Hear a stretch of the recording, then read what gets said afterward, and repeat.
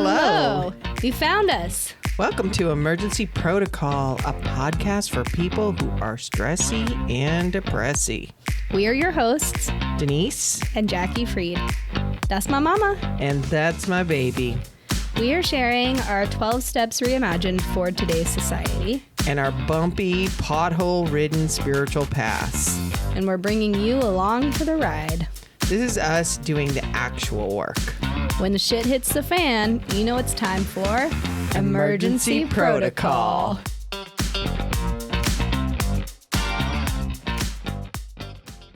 Hi. We're back. We are back. Barely. Life's in session. Sure is. I lived a whole year in 3 weeks. But before we get into that, we're going to introduce a new thing to the beginning of our podcast. Yeah. Which or is, it's an old thing if you know Denise. It's an old thing. In real life. Yeah. Yeah. So in my sales meetings or whenever I do a training or anything in my office, I always start with getting everybody present and grateful. So we just take a deep breath together and think about stuff. So if you could just, if you're not driving, close your eyes, think about what you're grateful for, and just take a deep breath in and exhale. 5, 4, 3, 2, 1. That usually does the trick. Yeah. It makes people just kind of get their heads where their feet are, and kind of, because usually there's a lot of like energy in the room, chatter. People are just coming in. They're late. They couldn't find a parking spot. They're grabbing a bagel, and they don't know where they're going to sit. And then doing that kind of just and makes it possible to get the information out I need to get to people so that they can hear me instead of being all in their head. Yeah. Like but if you don't want to hear us and you want to be in your head, that's fine too. Yeah. If we're background noise, ASMR, is that how you say it? Yeah. Yeah. Then, yeah. I can't. Probably not that. Yeah. I thought it would be a nice way to start the episodes. Yeah. Moving forward. It's a good, works for me. Yeah. It's kind of settles because, does we settle come us. in. I bring in a lot of stuff. We all bring in a lot of stuff. Yeah. All right. So here we are. Biggest thing happening right now is that we had our first in-person meeting. Yes, we did. Sure did. Yes. A small but mighty group in our little studio here. Yep. And it was really nice. It was really nice. It It was really awkward in the beginning, but then it ended up really nice. Like at first, everybody's sitting here like, oh, there's only us, and we're all like going to have to say something. Like you could see the you terror. don't have to say something. You don't, but it was like, oh, you could feel the irritation and angst rising. Yeah. And then as people shared, it was nice. One thing we did do that we don't normally do in a 12-step meeting was there's crosstalk around what people shared. Kind of. I think the first round, it was just went around one at a time. And and then we just had a conversation after that. And we didn't have an official like start or end. Well, we did kind of start with a preamble and steps. We didn't read the steps. We didn't. That's true. Yeah. Maybe we'll do that next time. Yeah. I think it would be helpful. Yeah. But we had the steps printed out for everybody. So since really this was started so that you could have a place for gathering, I'd love to hear your takeaways from this. Yeah. I really enjoyed it. I mean, I think it's scary to feel like we're launching something into the world that's ours, but isn't just ours. And, trying to not have expectations and just let it be what it is, which I felt like I did and you did and we all did, which was really nice. There's just something about being in person with people and being able to share and then hearing what other people have to say in a very like neutral, welcoming space, and it's free. And the only qualifier was a desire to be in the room. Mm-hmm. Right? Yep. So yeah, I really enjoyed it. I want more. I'm ready. Okay. I'm ready. But yeah, it is also like, okay, how to balance this commitment with all the other life stuff when I feel like if I was trying to get sober or go into AA, it would be more acute. And it would be like, I need to get to a meeting every single day in order to stay alive. Right. Whereas this is also that, but not as like I'm still here. You're not going to go out and crash your car because you drank a whole couple bottles of wine tonight. Or because my brain is broken. Or because your brain is broken. Yeah. Sorry. Trigger warning for. Yeah. In case you didn't know. Post trigger warning. Yeah. We have, they'll put it in the show notes. But yeah. Yeah. So I thought it was good. Yeah. It's nice. It's nice to, and literally we did it with no notice. It was like, okay, we're sending something out on Saturday or Sunday for Tuesday. So it was like, okay, whoever can make it, can make it. And it was just like a random, it's not random, not so random group of invites. And it was really nice to be able to kind of come together and talk about what we need to talk about and just be together. I think every week I write something for the group of people that I manage, and it's all the information that they need to know. And then at the end, I kind of muse about whatever it is that I'm going to do or talk about. And last week I talked about the importance of community, and I think we've talked about it here before, but it was like I've had so many different opportunities, so many different ways of coming together these last few weeks, starting with the death of my grandma, your great grandma, and being with her in her final like breaths of life with my aunt and her caregiver, and then literally coming together with my CEO who comes to my office and brings this amazing energy with him, and lots of people come to hear what he has to say, and there's just a lot of energy around his visits. And then planning grandma's funeral and having to be thoughtful about that, then going to Vegas to hear this band and this music and being together with all these people who knew all the words to every song. They're my demographic. It was a great experience. And then the following week, what do we have the following week? Monday night. I had our online ACA meeting. Tuesday, I don't know what we did on we also did postcard party. Yeah, we had Wednesday. I had something. I feel like I had back to back. Oh, we had grandma's services on Thursday. And Friday was postcard party. Postcard Saturday party. Was concert. Saturday was a comedy in San Diego. Yeah, after the postcard party. Oh yeah. We went to San Diego for the night to hear comedy. Yeah. And then the next day we had Angel City's final game in BMO Stadium.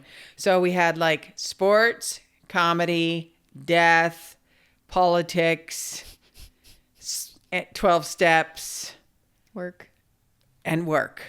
Like I had a whole year of living in a few weeks. Yeah. But also there was so many different kinds of gatherings, like so many different reasons to gather, and each one felt important. Yeah. And each one feels unique in the way that you gather, right? If you're gathering as a fan in a sports stadium, there's that energy. If you're gathering to celebrate somebody's life, there's that energy. If you're, there was so many different ways that we gathered. Needless to say, we're a little tired this weekend. A little bit.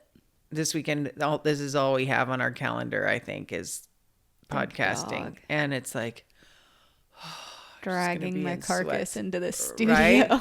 Right. Even before here, usually we do this first thing in the morning, but we're like, can we just go get some brunch first and kind of ease into the day on this one? And it felt like the pacing feels right for that.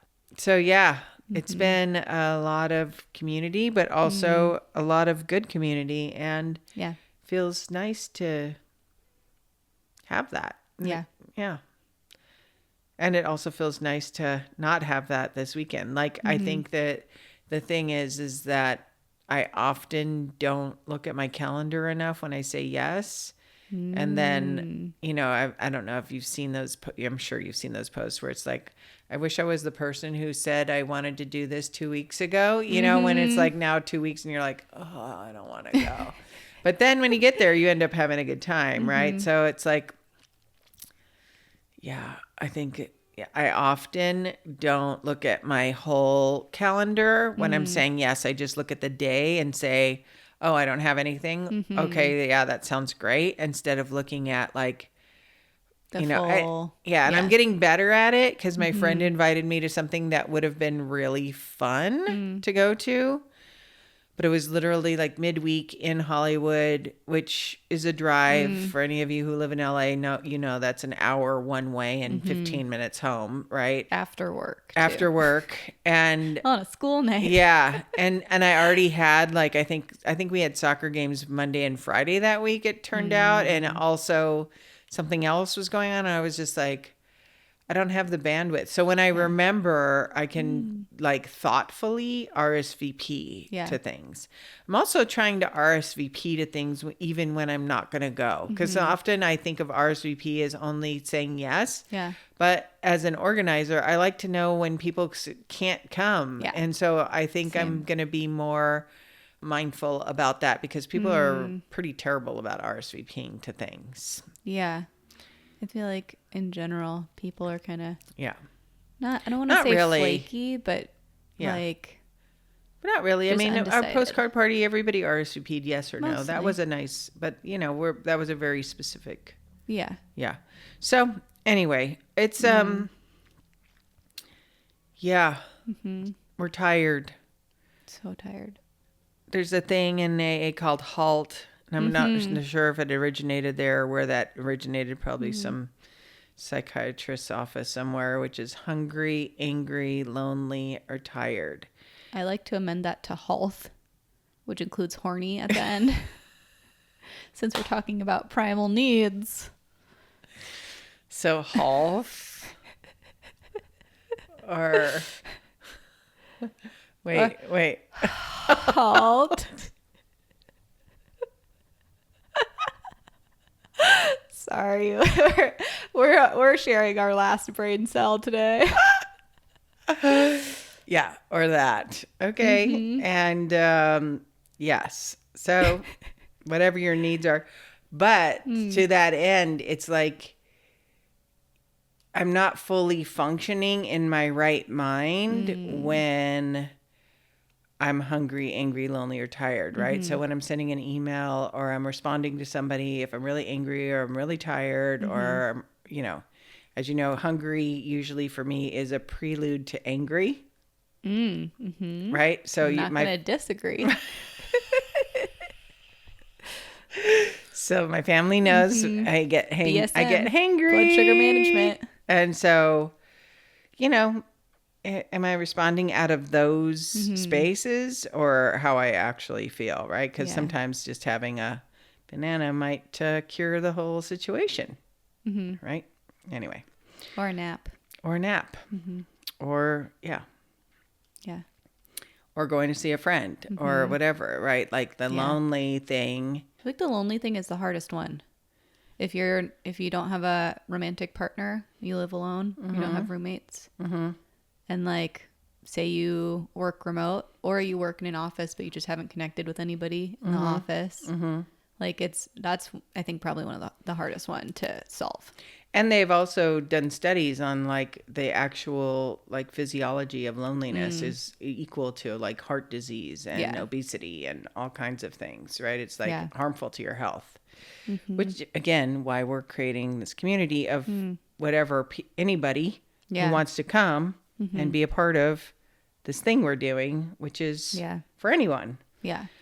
One thing that I felt too after our meeting was like optimism that I will be able to like actually get through the full 12 steps. Right? Because I've been like chipping away at it, and I'm not putting pressure on myself to complete it in any certain amount of time, or like judge myself for how quickly or slowly I'm working through my like laundry list. Right? But it's hard work to do alone. Right? It's not intended to do alone. I know, but yeah. Well, with since who? we're the only two of us. Yeah. Yeah. But but you haven't been working the steps from the beginning lately. So I feel like I'm just out here, little sailboat. Little engine that could going up the hill. Yeah, usually I'm in the middle of a workshop. But I haven't done a workshop in a while. Actually, since the pandemic. Which is unusual for you. It is unusual. It's usually every other year we do something in someone's house one night a week. It's hard to commit to that as we were all trying to figure out going back to work and going back to life and finding our spaces after the pandemic. And now that like life is in full swing again too, finding space for it. Right. And priorities and. Right. Because we were trying to even figure this out. It's like, okay, well, Monday we already have something. Tuesday could be good, but not good for some people. Wednesdays also could be good, but also not good. Means I have to give up something else in order to do this. And then Thursdays also not good. Fridays, we don't want to commit ourselves on the weekends of Friday, Saturday, Sunday, because we do stuff. We are people who go and do a lot of things. Yeah. I personally don't hate the idea of doing something on the weekend, like a Sunday evening or a late afternoon. Get ready for the Monday scaries. Yeah. Just a way to like reorient. We could do a Sunday night Zoom. Yeah. I think we've put it in the show notes before, but there's a Google form to fill out if you're listening and want to attend an in-person or an online meeting, and there's like options for all of that. So please reply if you'd like to attend online. Yeah. Also, I don't know if I want to talk about this, but I feel like I am gonna talk about it. Rip it. Yeah. So the 12 steps, when we originally wrote these, and now as we're going in it, I realized one needs to change, and we haven't figured out how we're going to. Or did we figure it out? Step 3. So our step 3 is like the first one is we're not okay. We've not been okay. We're not getting better on our own. 2, we believe we're worthy of getting better and that things will get better. And 3, we trust that something bigger is taking care of us. 3 needs to have something in it that talks about making a decision, because it's very important for the person to decide. So like when I first got sober, I kind of was just testing the waters. I was like, let's see what this thing is. Let's see who these people are. Let's feel it out. And I liked what I found, but I wasn't committed. And so, I was still smoking weed, and then I'd call it a slip, because, to me, weed wasn't the issue, even though it was drinking and cocaine was my problem. And so, but what would happen was my head, because I'm now smoking weed, would be like, well, you're not really sober anyway, so you might as well. If you give a mouse a cookie. Yes, you might as well have a drink. You might as well do some coke. And then that would actually cause me to derail in a big way. It's also called all or nothing thinking. Yeah. Like, because you did one thing, like all of your whole sobriety is thrown out the window. Right. And that's the way it is thought of in the rooms, is that once you anyway. So, but when I finally kind of surrendered, like the last time I had gone out and did it, I came back with a decision that I was going to do was going to really try to do this in the way that they laid it out. I was really going to have a sponsor that I listened to and took direction from, and whatever she told me to do, I was just going to do it and not be an asshole about it. Because before I was just like, show me where it says that in the book, or else I'm not going to do it. I was that kind of sponsy. Fun. Well, yeah. Yeah. Yeah. So, but the decision part for me is what made it, like, it made me all in. Like, I'm going to try this. Even if it doesn't work out, I'm going to try this your way. Like, it was kind of like giving up all of my other ways. Like, I tried it all.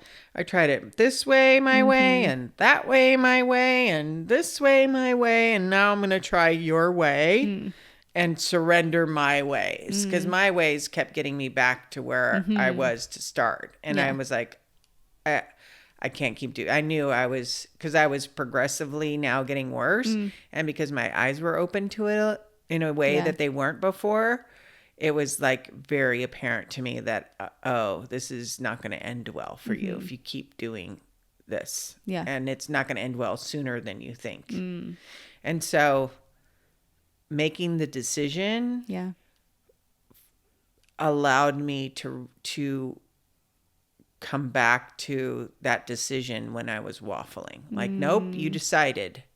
We're doing this. Right? And so it was kind of like, we're doing this. And that was like the beginning of the beginning for me, was that decision. You made a choice. I made a choice. And it was my choice for me. It wasn't my choice to make my family love me, to appease my work, or to do anything out there. It was like for me, by me. Yeah. Yeah. And that felt very powerful.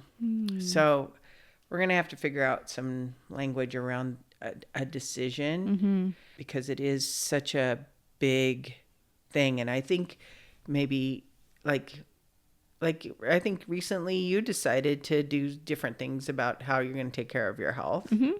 Totally. And doesn't it feel different when you make that decision? Or can you point to that? I feel like the tipping point was,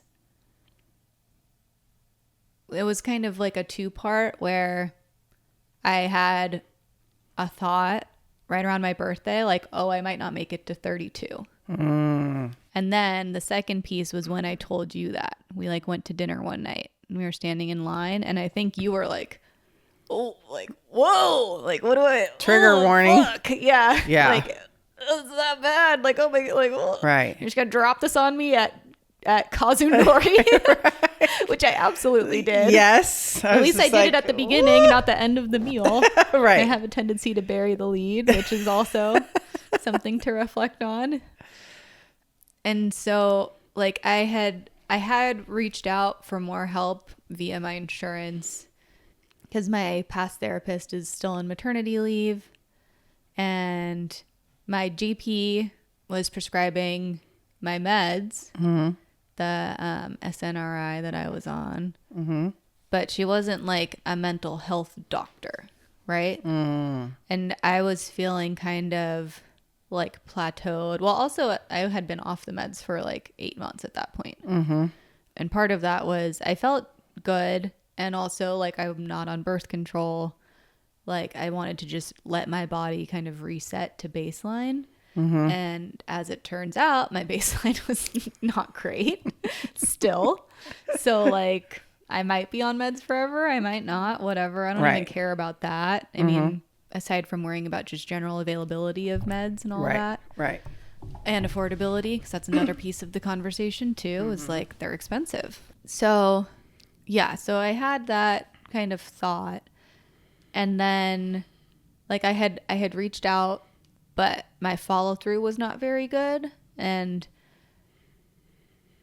it takes a lot to advocate for myself and to remember to follow up. And then once I remember to actually make the call, and then deal with the call, and then deal with the follow up from the call. So I had already tried it, and like, it's very dispiriting to reach out for help and then not get like the help. not get help more immediately, right? Because they were like, okay, like we have I'll see you in 6 weeks. literally, like I was like, hey, I'm dealing with like crazy thoughts, and they're like, okay, well, do you actually plan to harm yourself? And I was like, no. And they're like, okay, well, bye. If you do, go to the ER, but otherwise, our next appointment is in 6 weeks.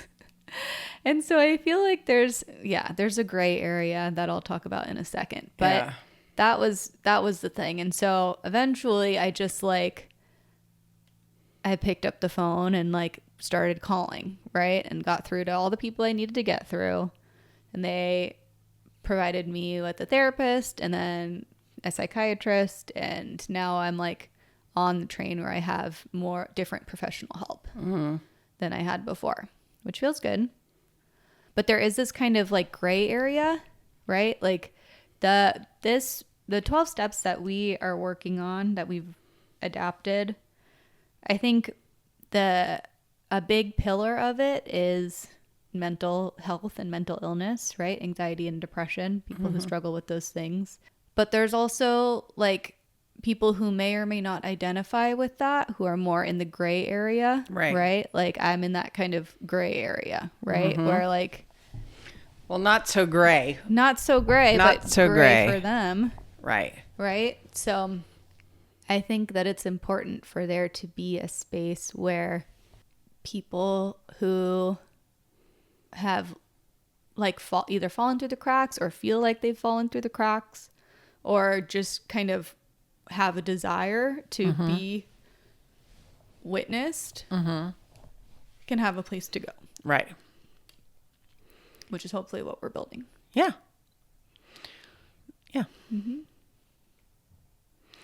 And so, but getting back to, was there a point, was it that night when you told me that, or was there something that happened that caused you to make the decision to like advocate when you weren't, you were kind of advocating for yourself or not advocating for yourself, but what, was there something in there that caused you to like move it forward? Was it the admission to me that you were in such a bad place that kicked it off? No, because I think I was already in process. Like I wasn't telling you about all of the steps that it was taking to get in between. I was just like, okay, I finally have an appointment, right? So you were getting like the update once things had progressed. I think I was just exhausted. Like at some point I was like, I am so like sick of feeling like this. Like clearly I don't actually want to die because otherwise I wouldn't have anxiety, right? And also like I have a lot of like joy and good stuff in my life and things I want to do and stuff to look forward to, but I wasn't really feeling like I wasn't remembering that, right? Like, and it was just constant. Like it was this like drudgy weight all day long. My thoughts were just like looping and focusing on like all of the negative stuff, right? And like, not to use a super tired metaphor, but like I was Eeyore, right? Like I think now that I'm coming out of it or more out of it, or not out of it, but now that I'm shifting, we'll say, even my therapist was like, oh, like your affect is a lot better. Like you seem more upbeat, and like, she's like, you're also not as angry. I think I was really angry and resentful, which is also part of my like inventory, right? So I think also part of the worsening of like my mental health and thoughts was also not precipitated by this work, but like writing out all of my resentments and reflecting on that makes me angry. Yeah. Right? How about that? Yeah. Yeah. But also, like, it made me angry and was like, what, like, kind of fuck this shit. And then I'd be like, Universal Mother's taking care. I'd be in bed at night crying and then be like, Universal Mother's taking care of me. And not in like a saving grace kind of way, but it would just like, I would remember to say it every now and then. It's like, okay, I guess we'll keep doing it. I guess we're going to keep, yeah. Yeah. Because there is that time where it's like, it's really between you and that universal mother. Yeah. Like everything else, everyone else, and all of the stuff is gone, and it's just between you and whatever you believe in.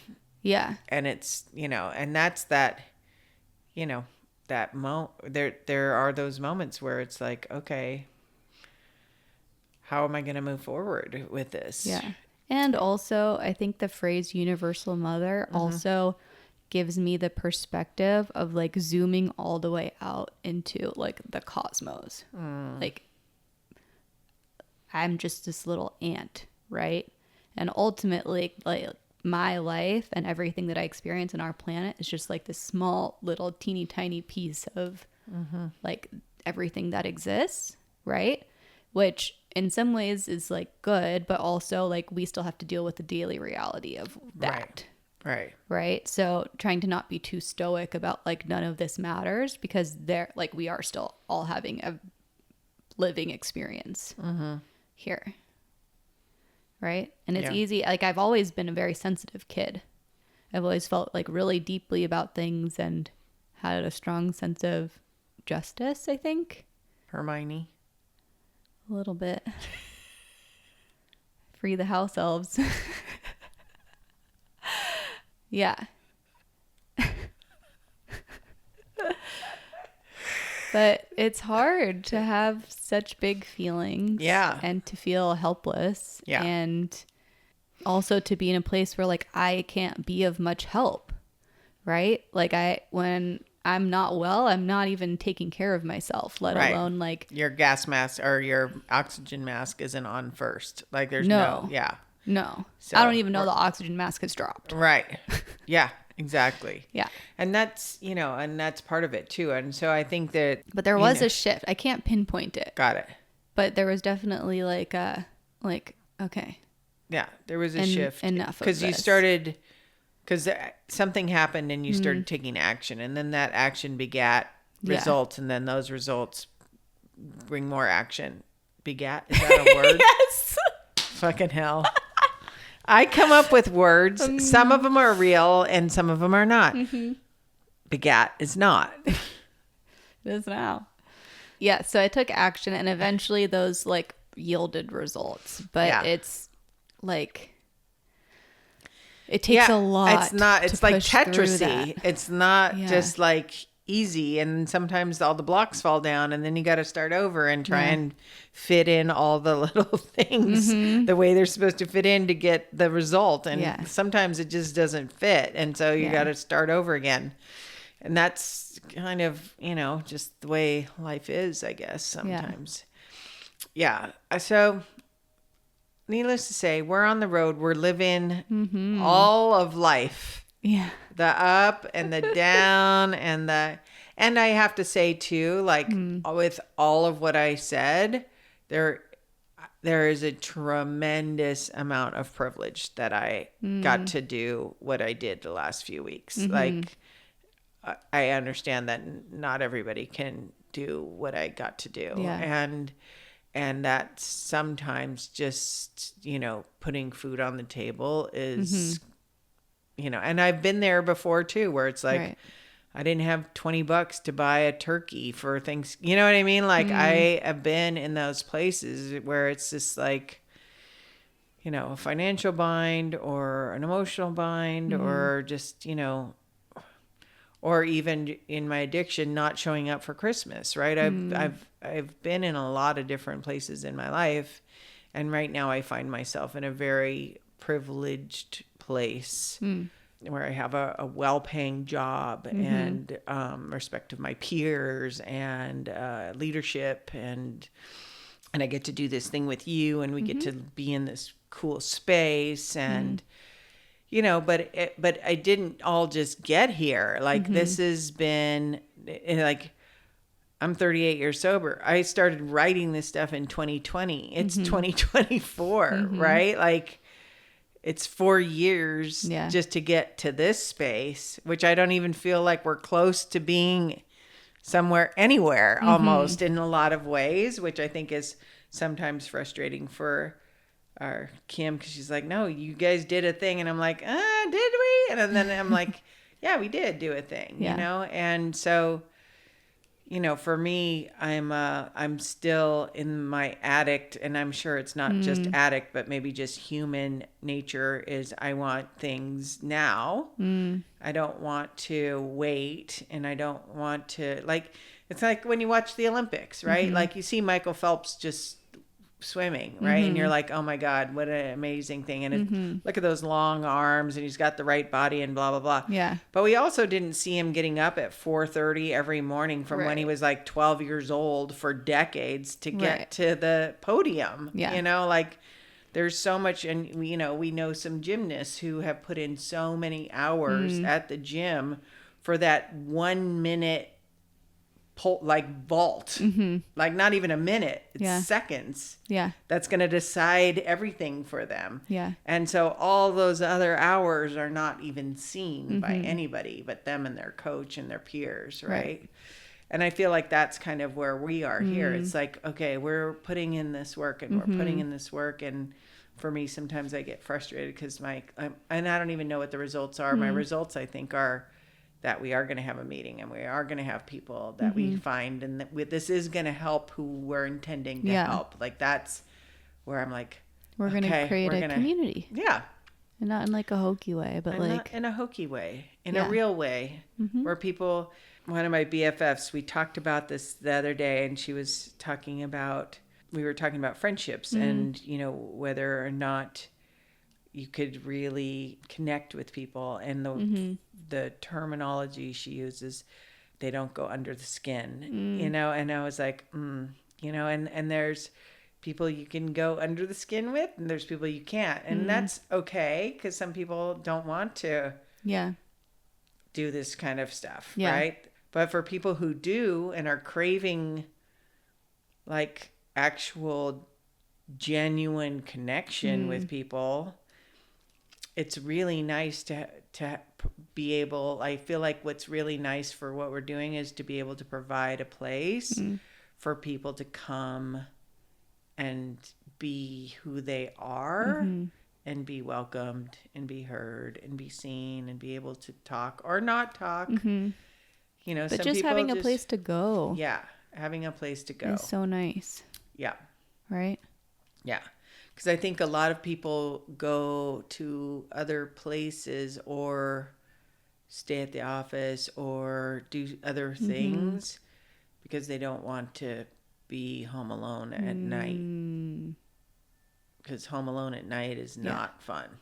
And also, like, you can be home alone and have people in your home.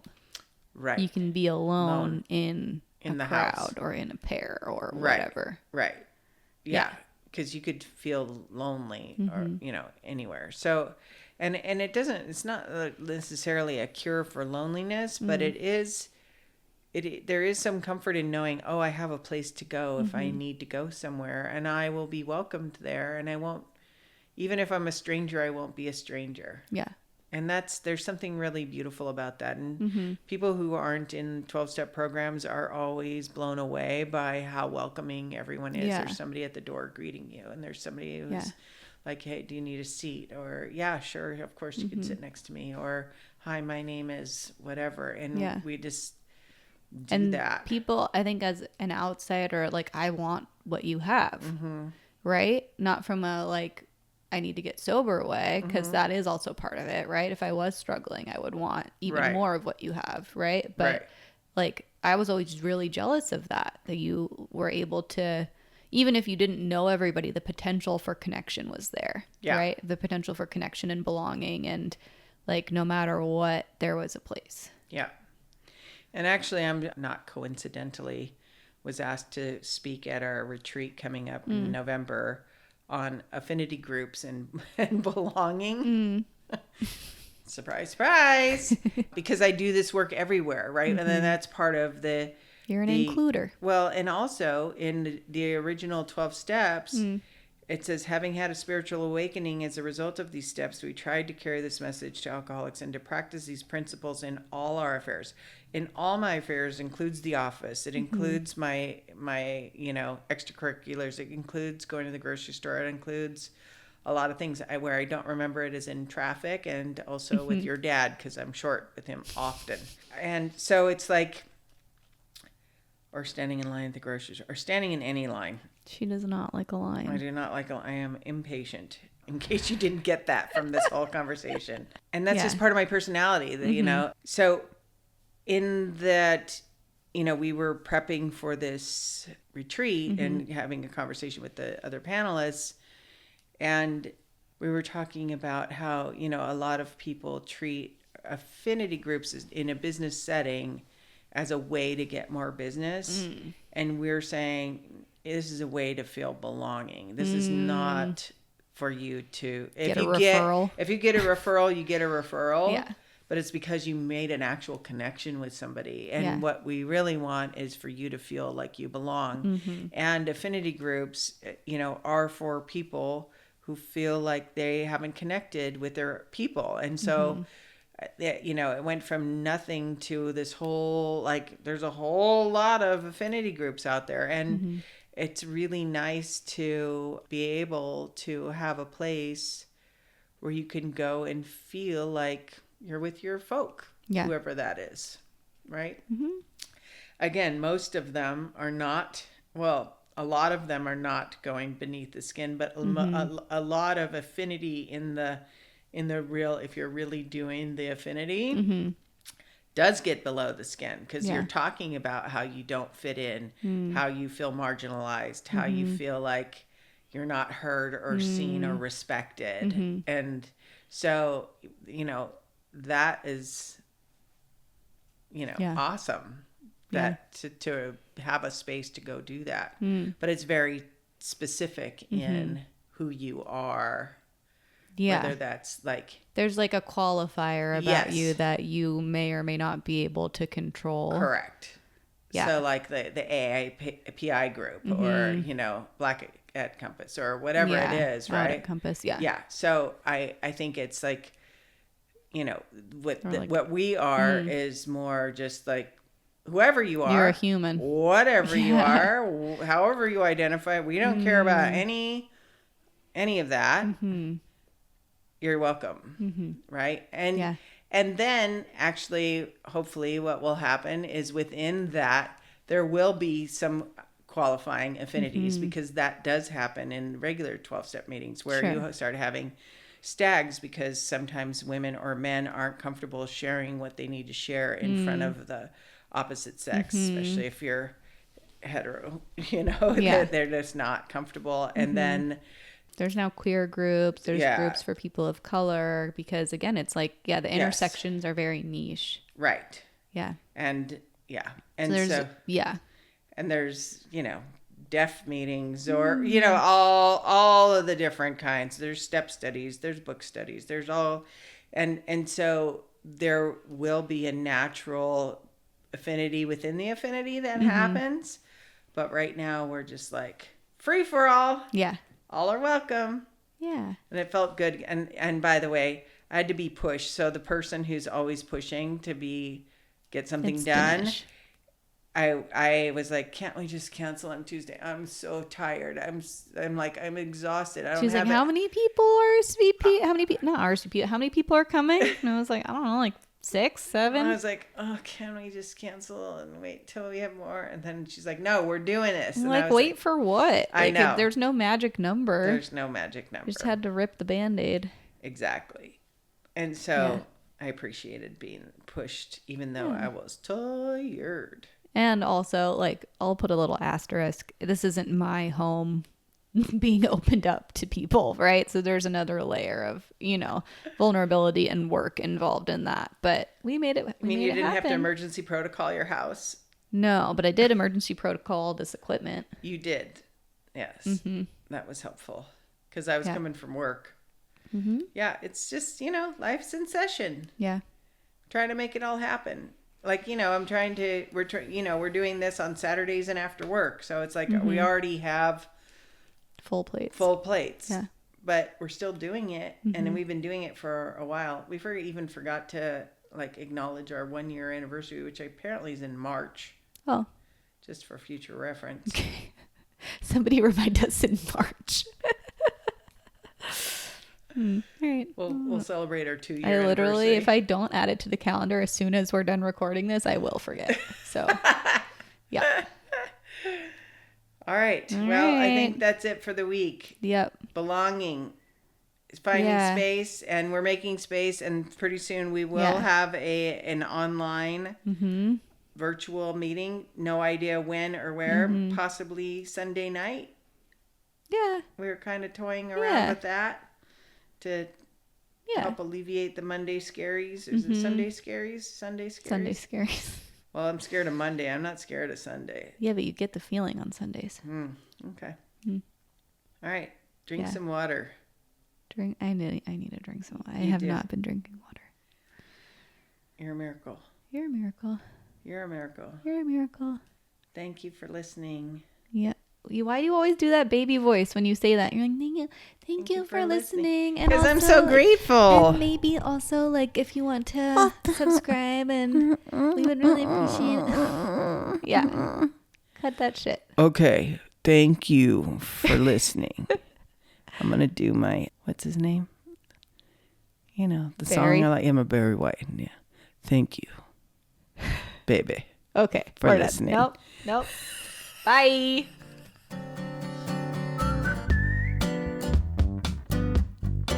We want to hear from you. Find us on Instagram and TikTok at 12 Steps for Everyone. That's at the number 12 Steps for Everyone. Please like and follow us. You can also send us topics you want us to dig into or follow-up questions from each episode. And if you know someone who would enjoy or benefit from our conversations, please feel free to share this with them. All are welcome here.